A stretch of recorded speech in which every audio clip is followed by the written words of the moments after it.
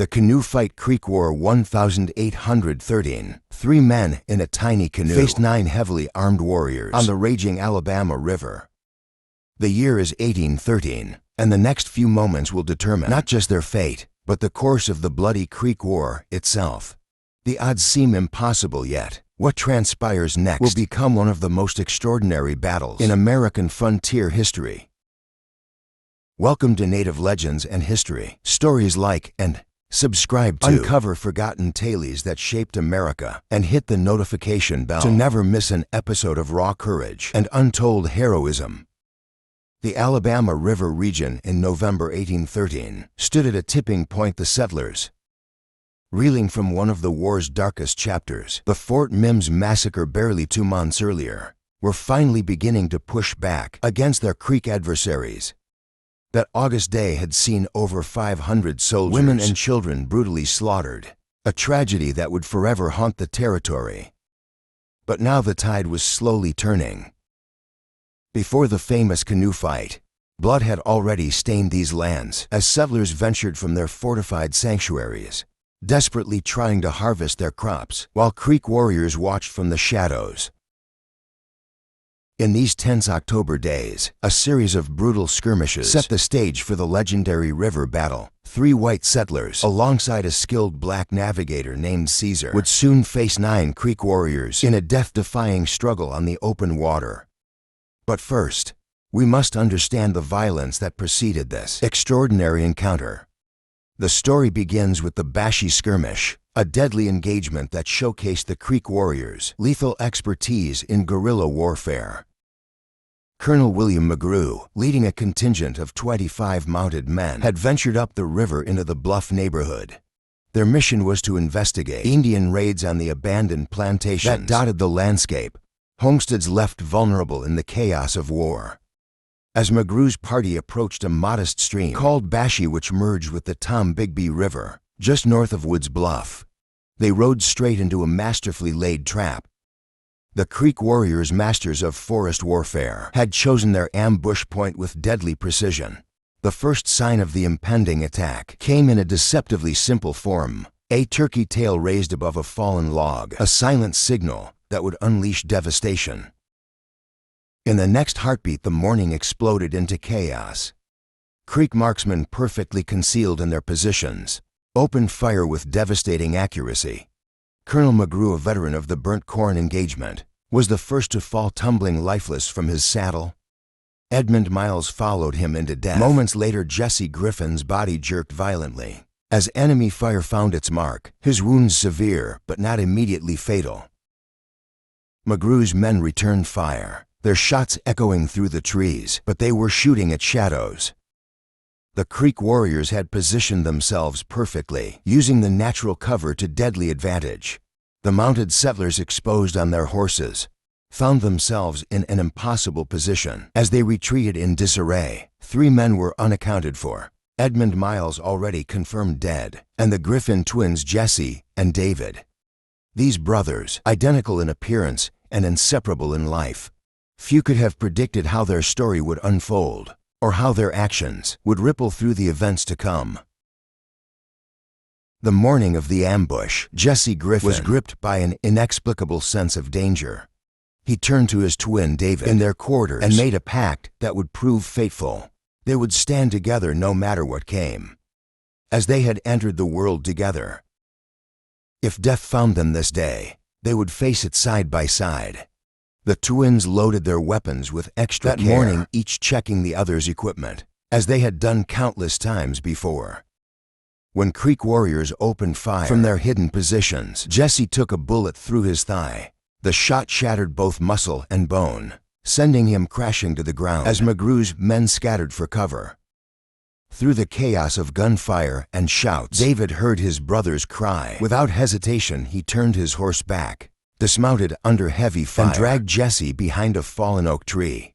While others fled to safety, the twins transformed their desperate position into a defensive stronghold.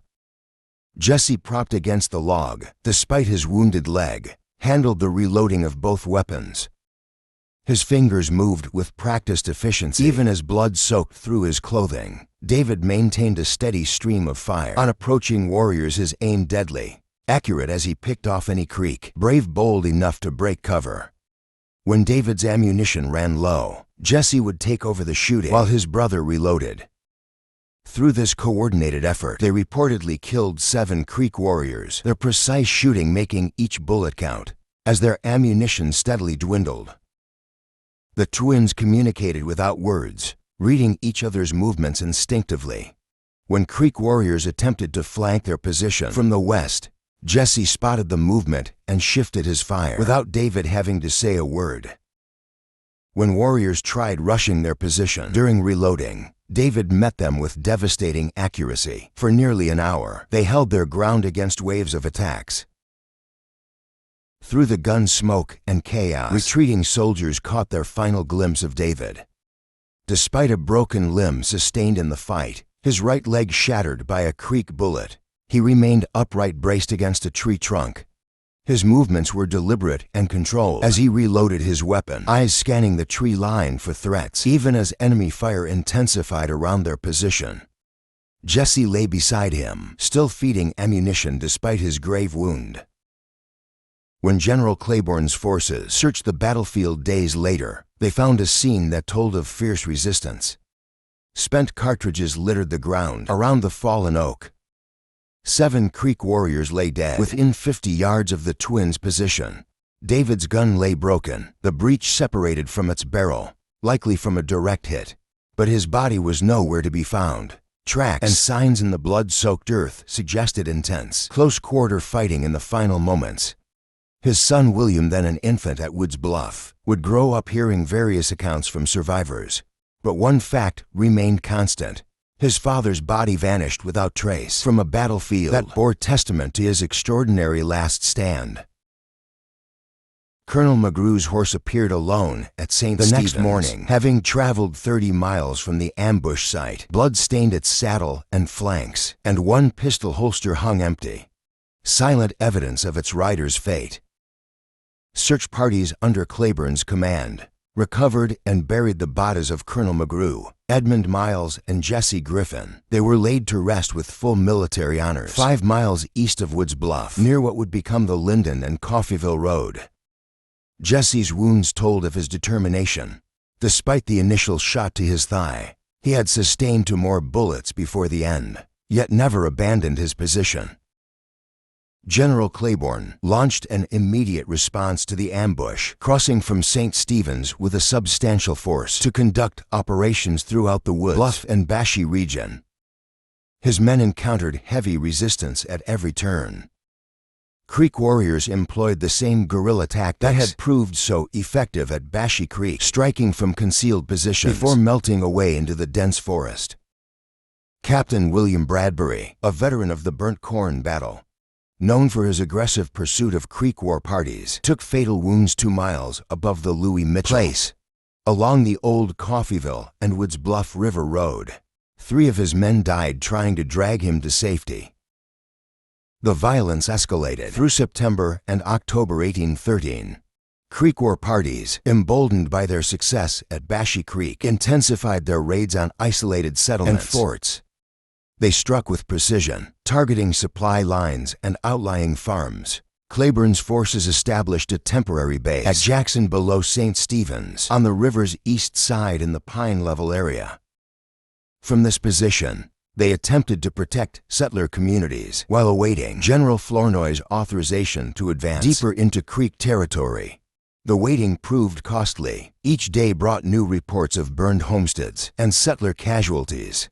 Farms that had stood for generations were abandoned overnight, their owners fleeing to the relative safety of fortified positions. Along the river, the Bashy Creek ambush and the Griffin twins' last stand marked a turning point in the conflict. Creek warriors had demonstrated their mastery of forest warfare, while the settlers showed they would fight to the death to defend their homes. The stage was set for even bloodier confrontations as both sides committed fully to what was becoming a war of extermination. The supply mission departed Fort Madison at dawn. Two wagons led by Jim Dale and Malachi Sharbo, accompanied by a detachment of soldiers heading 1 mile north to gather corn for the garrison. In their wake, Beard, still recovering from illness at Micaiah Benji's residence, borrowed a horse and set out toward Benji's farm. Armed with a saber and holster pistols, he planned a quick trip to collect potatoes and collards. Near the fort's gate, he passed a soldier returning for additional cartridges, his ammunition box nearly empty. Benji's farm lay precisely 0.5 miles north of the fort, a 2-acre plot perched on a ridge. 3 massive pine trees had once dominated the southwest corner until Benji felled them. Their massive trunks now stretched parallel down the western slope, branches tangled together. The main road, originally running along the western fence, now curved left to avoid these fallen giants before rejoining its original path, near the northwest corner. 5 Creek warriors had transformed these fallen pines into a perfect hide when the supply wagons passed. The large soldier escort deterred them. They remained motionless, watching the convoy disappear around the bend. Minutes later, Beard approached alone along the old road section, riding between their position and the fence. Beard dismounted at the northwest corner, secured his horse to the fence posts, and climbed over. He left his pistols in their holsters, keeping only his saber as he began cutting collards. The soldier he'd met earlier, cartridge box now replenished, hurried back along the road toward the wagons. At 200 yards from the patch, the soldier froze. 2 Creek warriors exploded from the pine branches, vaulting the fence with war cries piercing the morning air. Beard dropped his harvest and sprinted for the eastern fence warriors, closing the gap with every stride. He cleared the fence and raced along its length to the southeast corner, veering onto a hog trail that led toward the main road where the soldier stood. The soldier raised his musket, but couldn't fire. Beard and his pursuers formed a single line, making any shot too risky. As Beard reached a bend in the trail, surrounded by post oak saplings, the warriors opened fire. He fell instantly. The Creek warriors crushed his skull with lightwood clubs, took his scalp and sword, then vanished eastward at full sprint. The remaining 3 warriors emerged from their pine tree cover, crossed the potato patch at speed, and disappeared in the same direction as their companions. Luther Bradbury's company, hearing the shots, wheeled toward the scene at full gallop. David Glass arrived first, finding Beard's mutilated body on the trail. The supply wagons and their escort, also alerted by the gunfire, rushed back but arrived too late. Beard's horse, spooked by the war cries, had broken free and already galloped back to the fort. Beard, age 35, originally from Illinois or Missouri, was carried back to Fort Madison and buried within its walls. The soldier watched helplessly from his position, 200 yards away, the dense post oak thicket, obscuring his view of the killing ground. By the time he adjusted his position for a clear shot, the Creek warriors had vanished into the forest.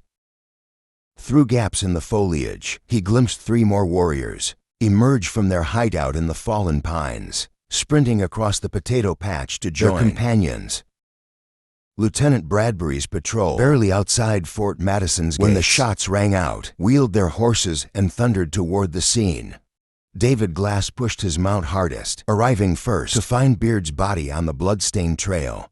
The supply wagons and their escort charged back, moments later having heard the same gunfire.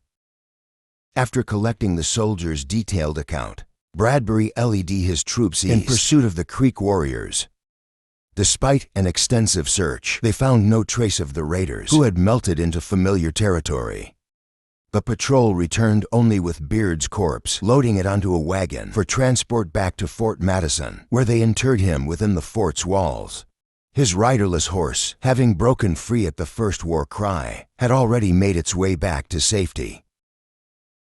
The death of Beard, a 35-year-old settler who had ventured from Missouri to the Mississippi Territory, added urgency to Fort Madison's reconnaissance efforts.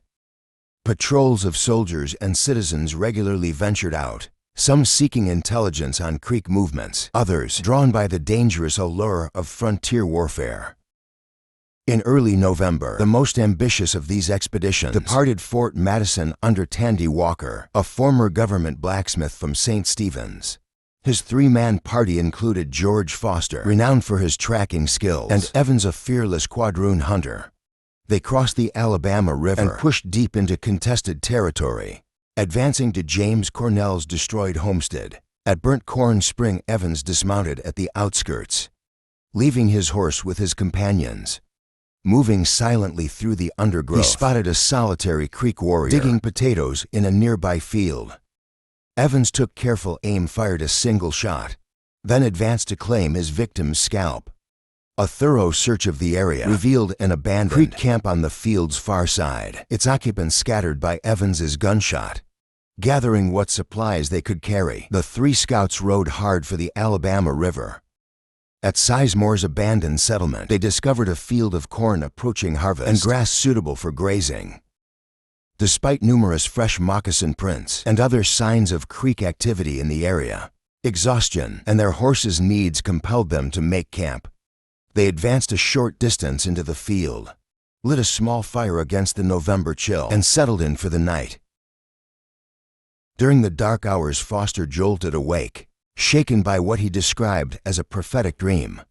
He urgently roused Walker and Evans, insisting they abandon their position immediately. The vision had filled him with an overwhelming sense of imminent danger from nearby Creek warriors. Walker and Evans dismissed Foster's urgent warning with casual waves of their hands, settling back onto their makeshift beds beside the dying embers. Foster, his instinct screaming danger, moved deeper into the field where the cornstalk stood 7 feet tall.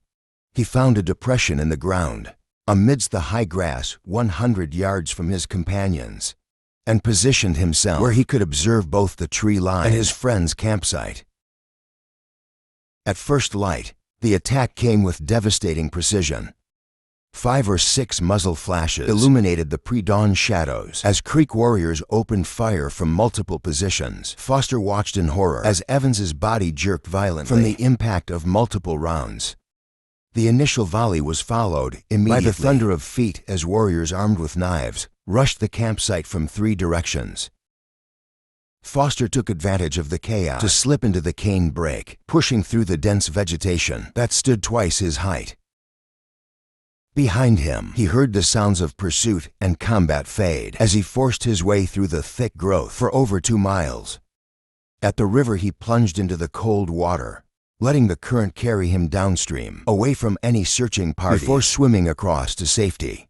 He reached Fort Madison exhausted but unharmed.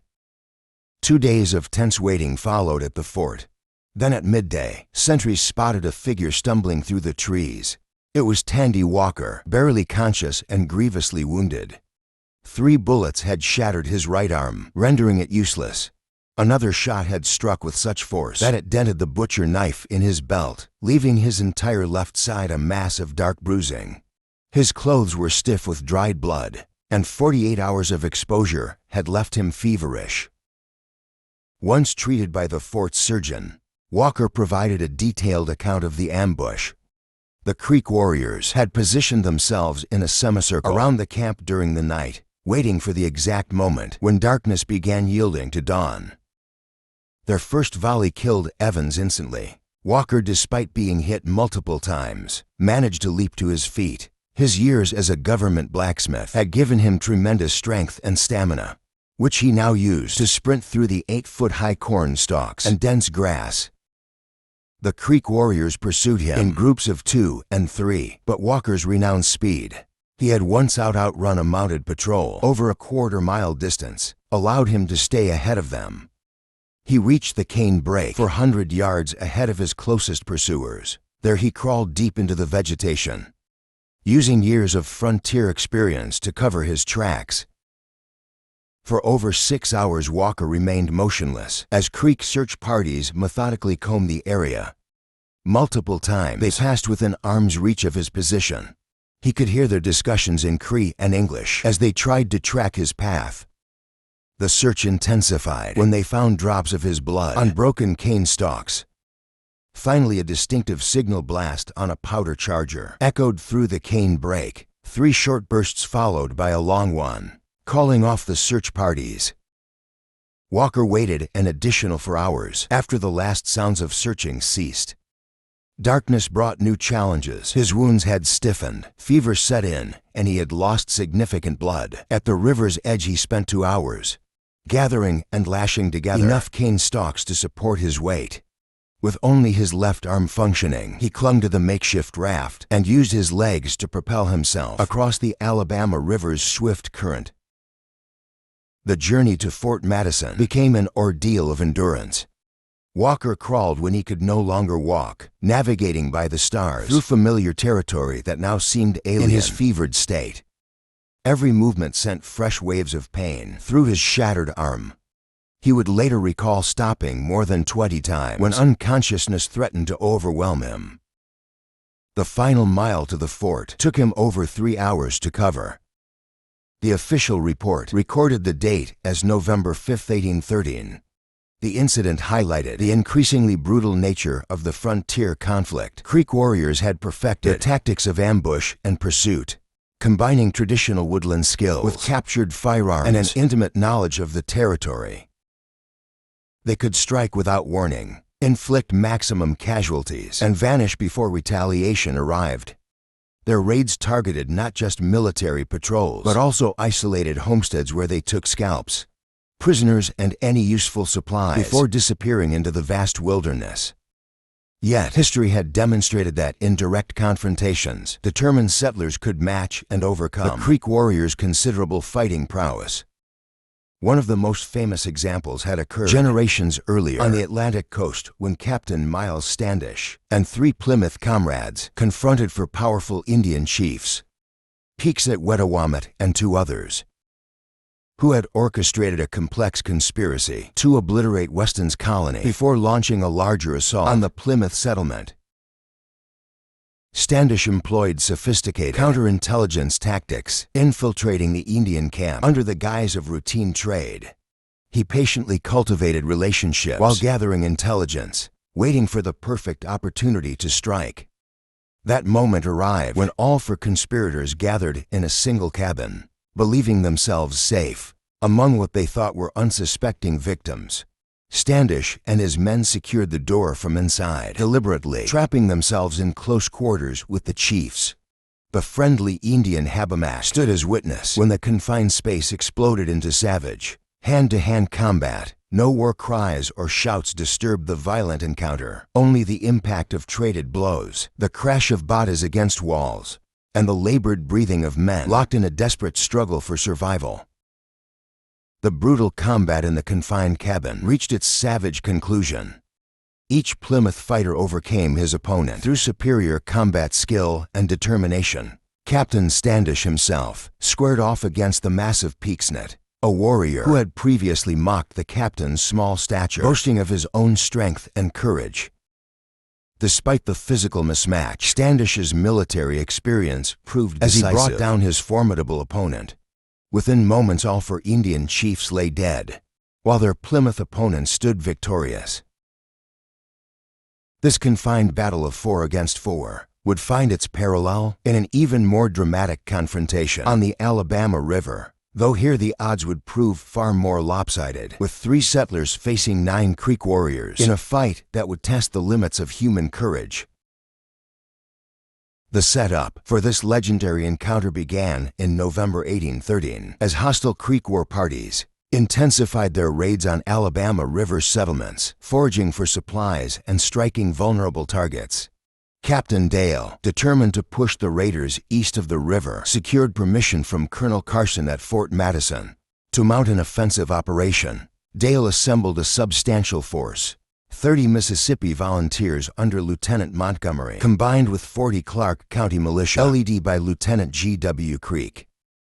The expedition departed Fort Madison with Dale and his lieutenants at the helm. Their first day's march northward through abandoned plantations proved uneventful on day 2. They shifted southeast toward the river, where they used canoes to cross at French's Landing, known locally as braziers. They made camp on the bank, their men suffering through a cold night in inadequate clothing. At sunrise they resumed their advance. Jeremiah Austell, son of Captain Evan Austell, managed the 2 canoes with 6 men assisting him, keeping pace with Dale's main force as they moved along the eastern bank. The first sign of contact came when they spotted a canoe loaded with Creek warriors descending the river. Upon discovery, the warriors quickly paddled to the dense cane brake at Randall's Creek's mouth, disappearing from view. A separate group of warriors encountered Dale's men on the bank, but retreated under fire. The exchange left one warrior dead and several wounded. The difficult terrain along the eastern bank forced Dale to order a crossing. Back to the western side, however, 12 men including Dale Smith, Austell Krieg, Elliot and Brady remained behind, preparing a late breakfast and roasting sweet potatoes in a small clearing. Their meal was interrupted by shouts of alarm from the western bank. Abandoning their food, they rushed to the river bank with weapons ready. A large war canoe appeared, carrying a chief and 10 painted warriors. While Creek forces on the eastern bank held their position, 2 warriors from the canoe leaped out towards shore. Smith's accurate shot dropped one, while the other escaped eastward. The remaining 9 warriors in their war canoe continued downstream, presenting an imposing sight. Dale had only a small canoe on the eastern shore, manned by a black navigator named Caesar. He ordered the larger canoe to be brought over, but when 8 men attempted to execute this command, the menacing presence of the 9 warriors in their approaching vessel gave them pause. The 8 men retreated to the western shore, leaving Dale furious at their hesitation. In a moment of audacious courage, he proposed attacking the larger canoe with only their small dugout. The tiny craft could barely hold 4 men, Caesar at the paddle and 3 fighters.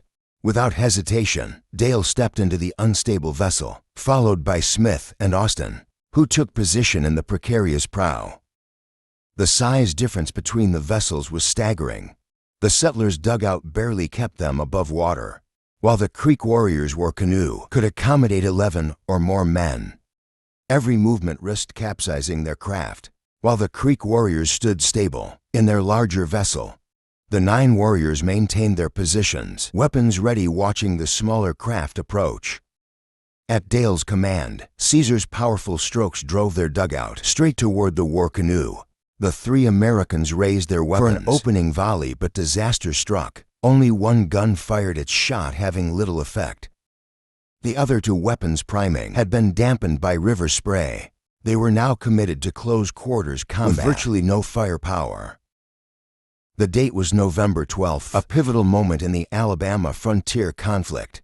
On the western bank, 61 American observers watched in tension. On the eastern shore, 9 more held their breath. Unknown numbers of Creek warriors, Judge Meek would later estimate 300, concealed themselves in the dense cane brakes along both shores. None could intervene in the impending clash.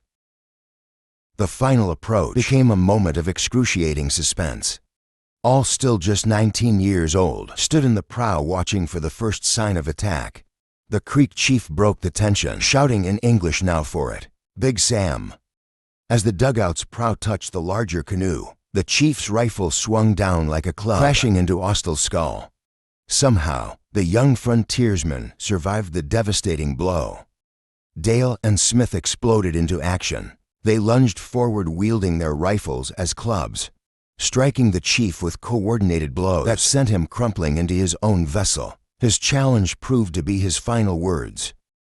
Caesar, displaying extraordinary skill, maneuvered the canoes together and held them steady through the chaotic struggle that followed.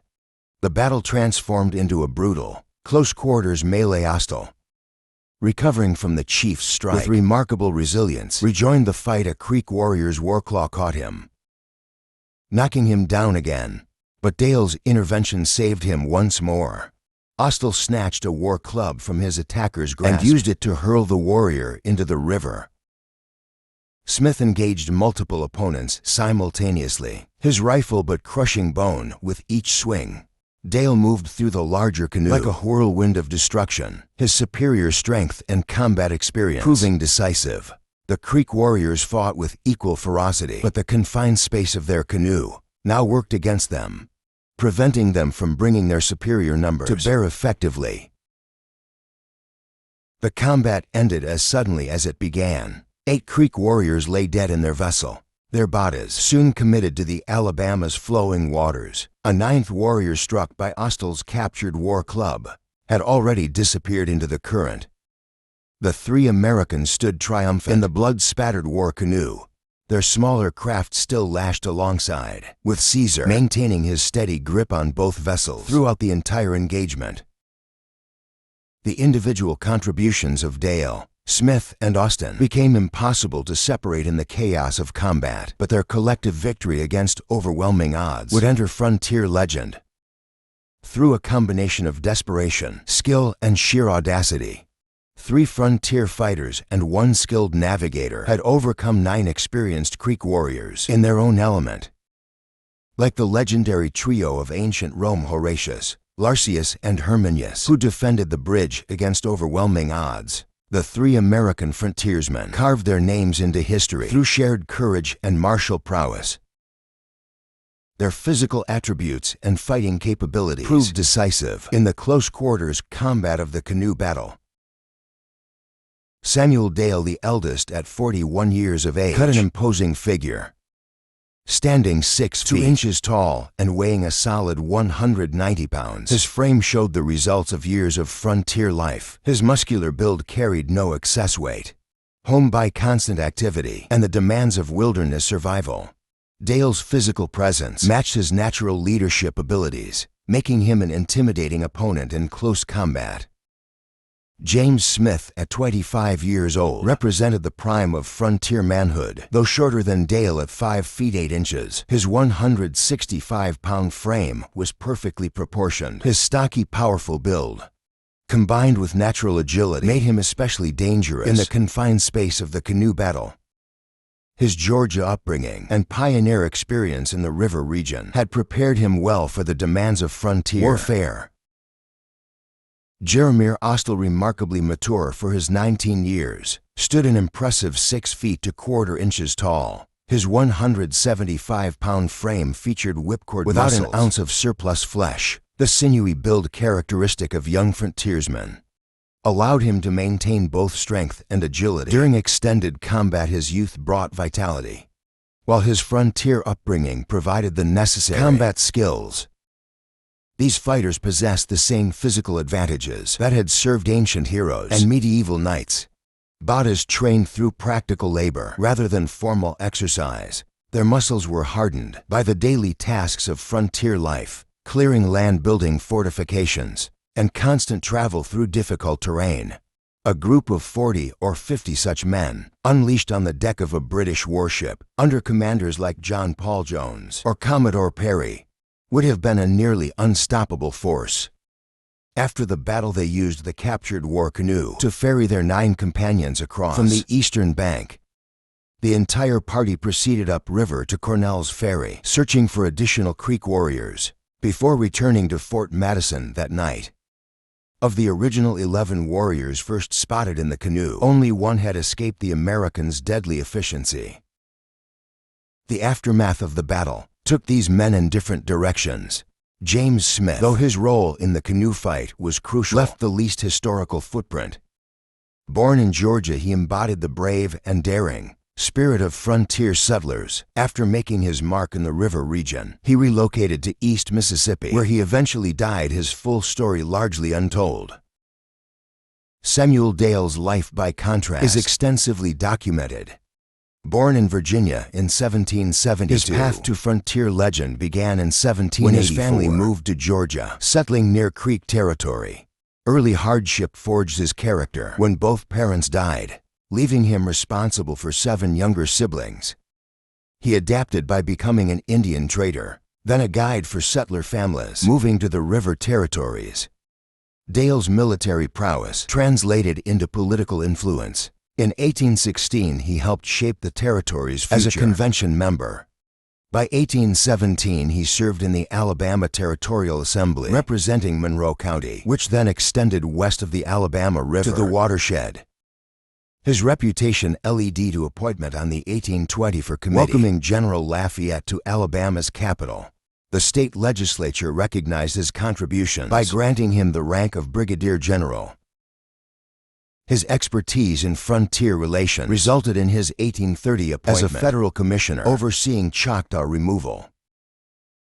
Moving to Mississippi in 1831, he remained active in public service, representing Lauderdale County in 1836.